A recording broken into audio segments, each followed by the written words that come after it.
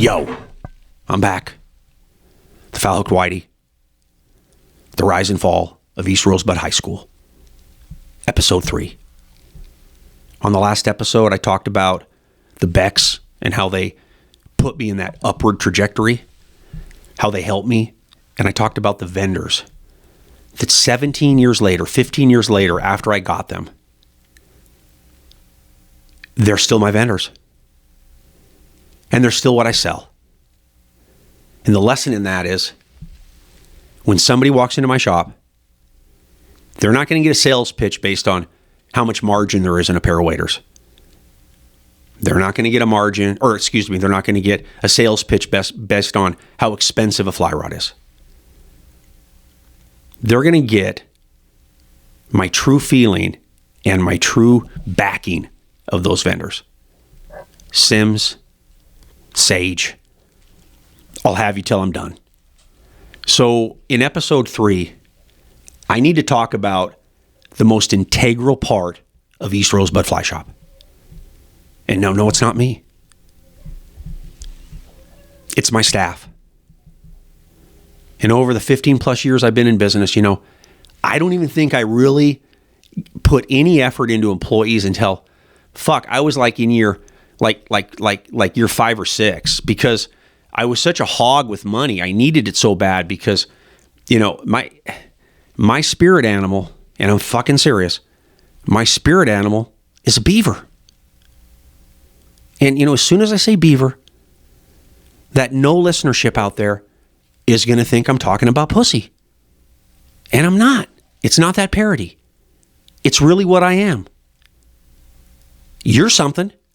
You may not know it, but you've got a spirit animal, and I'm a beaver.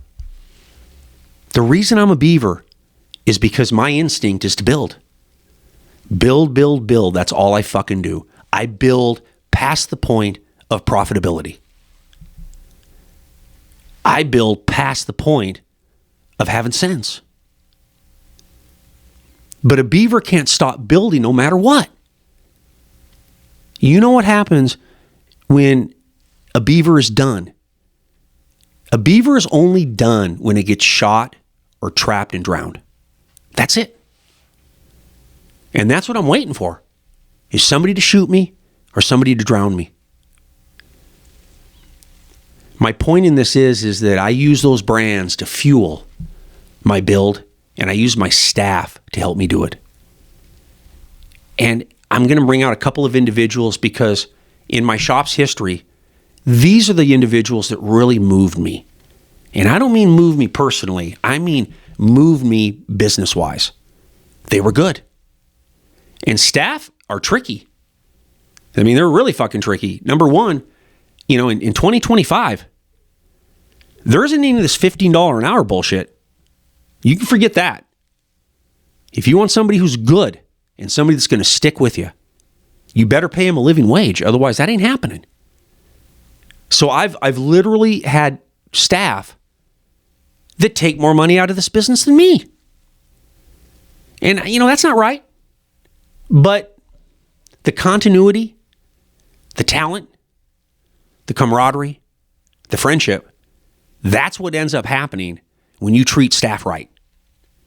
And my first staff that I want to bring up is a gentleman by the name of Nolan Robinson. Noliano.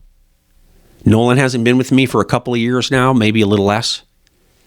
And he was the first person that I invested in as far as hours and money. And boy, did I make a good fucking job of that. Good choice. Nolan had his moments, usually funny moments. But when I was being impacted by customers or situations in the store, Nolan would look at me and say, fuck them. And I mean, that snapped me out of it. He it's not like I'm ever down really, but he snapped me out of it. Because, I love my clientele. I love my customer base. And when I say I love them, I'm not joking. But there's some, and it's not very many, that try to beat you down. I'll never forget the first 30, 60 days I was open. And this customer I'd seen maybe once before, I'm brand new, walks in, looks at me, and says, "Huh, you're still here." I wanted to bitch slap that guy so bad, but, that's what he thought. Because he knows that it's tough to do this. You get to a point, especially if you're East Rosebud, where you can't fucking do it with one person anymore. That's just not going to happen. And Nolan, you helped me build my shop at the most opportune time to build it.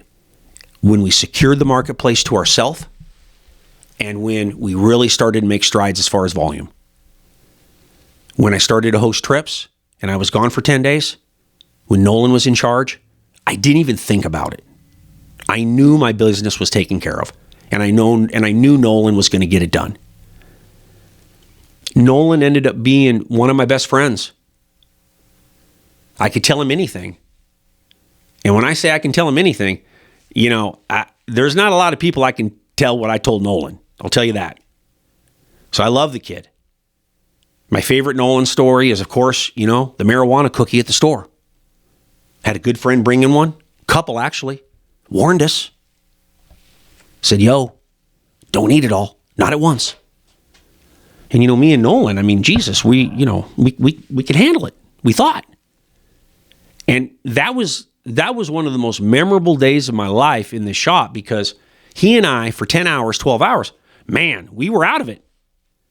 And it was fun as fuck. And that was just the kind of relationship.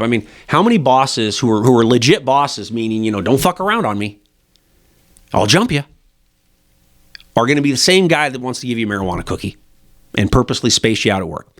So, Nolan and I were particularly tight. And to this day, even 2 years removed from my business, if Nolan came up to me and he said, "I need something," I would do anything for him. That's where the friendship and the respect will always be. Secondly, Cootie. Cootie's a man now. I knew Cootie when he was a boy. And, it was kind of like when, Qui-Gon Jinn in Star Wars saw the fucking young Anakin, right?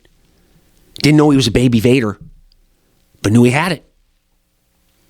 And from the time I met this young man, Cameron Cross, that's Cootie's name, and people know him as Cameron Cross. I'm one of the few, me and Nolan, that still use the Cootie word. But Cameron Cross is the most exceptional, knowledgeable fisherman, sportsman, hunter that I have ever known. When anybody brings up a body of water in this state of Montana, and there's a lot of fucking bodies of water, if I reference Cameron, if he's working, he's got an answer. He's an exceptional angler. And the greatest thing about Cameron is he checks his ego at the door. The young man is a genius when it comes to this sport, and I'm not fucking around. He really is. I remember 10 years ago when a bunch of people were getting all their rocks off on, these tiger musky plants in the state of Montana. These crazy looking fucking pike, right? Hard to catch. Fish of a 10,000 cast or something goofy like that, right? And I saw these grown men in here. It was almost like a clique of these big mouth, boisterous, fucking never go fishing. All I want to do is catch a tiger muskie, right? They're hard. They're permit, but they're longer. And, here's Cameron driving 5 hours this way or 6 hours this way and presenting us pictures like, holy fuck. And he caught him wade fishing. If I had a professional fly fishing team, and I know how dumb that sounds, but if I did, and I had the first pick in the draft, I wouldn't pick Blaine Chocolate, and I wouldn't pick Charlie Craven, and I wouldn't even pick Master Gallup over Cameron Cross. He's just that good. And something else really quick. This young man is absolutely unequivocally the best fly tire I could ever hope to have in my shop. He's exemplary, par excellence. So Cameron's still working with me, thank God. And, you know, what I've seen now because of him, his knowledge and his skill, is they're coming in to see him. They're not coming in to see me, not as much. And it's not because I'm not here as much. It's because he's that good. And they know they're going to get the real scoop from Cameron. They know he knows everything about tying, and he knows everything about habitat, and he knows everything about fish behavior. When I say the young man's a genius, there's not any bullshit in that. So Cameron Cross, I love you, baby. You know, East Rosebud, to be straight, wouldn't even be East Rosebud without you. And I mean that. You've helped me solidify the last 5 years. As some staff have come and gone, Cootie is right there. And I know he would never leave me high and dry. We're that tight. Number 3. And really relatively new, just in the sense that this young woman has been working for me about 3 or 4 or 5 years, something like that. She's actually the producer of this podcast. Her name's Lydia. And the thing about Lydia is there's nothing she can't do. I mean, there's nothing she can't do. She's a fitness trainer when she's not here. She's a mom when she's not here. She's a wife when she's not here. But I don't think I've ever come across anybody that had the type of game that Lydia's got. And I mean that on the sales floor selling. I mean that in, packing up online sales. I mean, rigging up this shit. I couldn't set any of this up. But I've got Lydia. So I don't have to. She's also an incredibly dedicated employee. I'm out on the sales floor 20, 25 feet away. Every 8 minutes. Lydia? I'm constantly pestering her with tasks. And Jesus, doesn't that not get fucking annoying? I get annoying enough as it is, let alone me throwing tasks at somebody that's already got a day's worth in front of her. If Lydia wasn't here, if Lydia didn't take care of business for me, for the shop, it would be just as impactful as Cameron leaving me. So, Lydia, you make it happen. You're my MVP. You're East Rosebud superstar. A lot of people don't necessarily know who you are. That's because you're back here keeping it fucking together for me. God knows I can't do that. I can't even keep a fucking counter clean. So without you, it just gets worse. So thank you.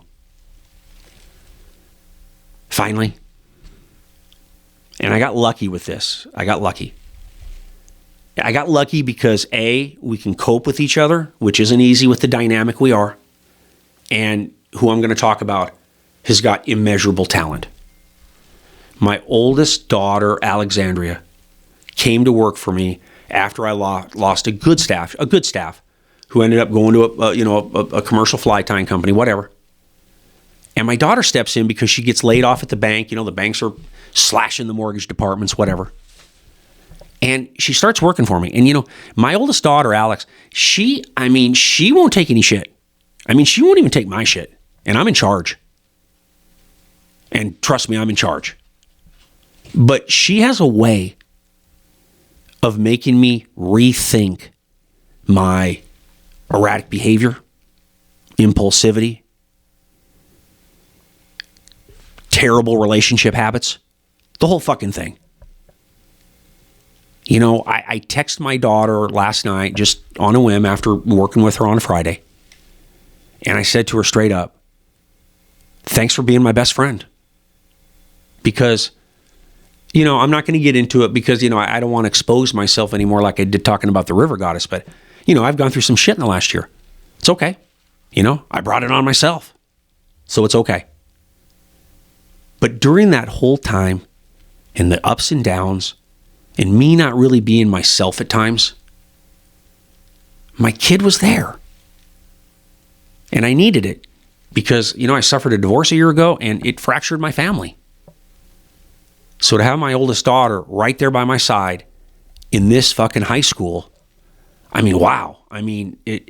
It's just like having your right-hand man right there. And that's what my oldest daughter, Alex, is to me. She's my right-hand man.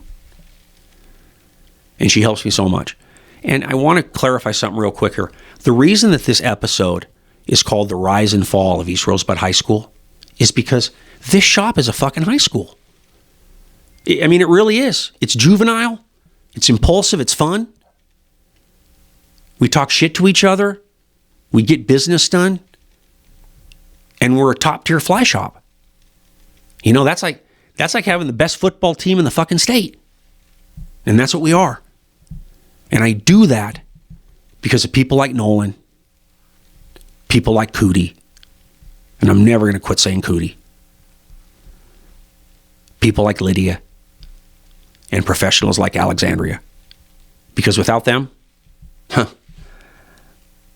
I wouldn't be able to be what I am, which is just a face of the business. I'm not that great at anything else in here.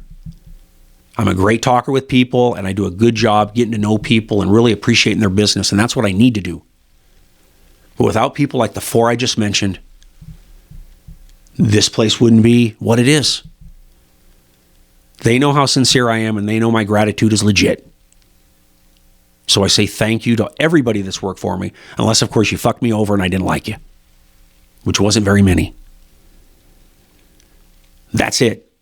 Episode 3, The Rise and Fall of East Rosebud High School. Foul Hook Whitey, out.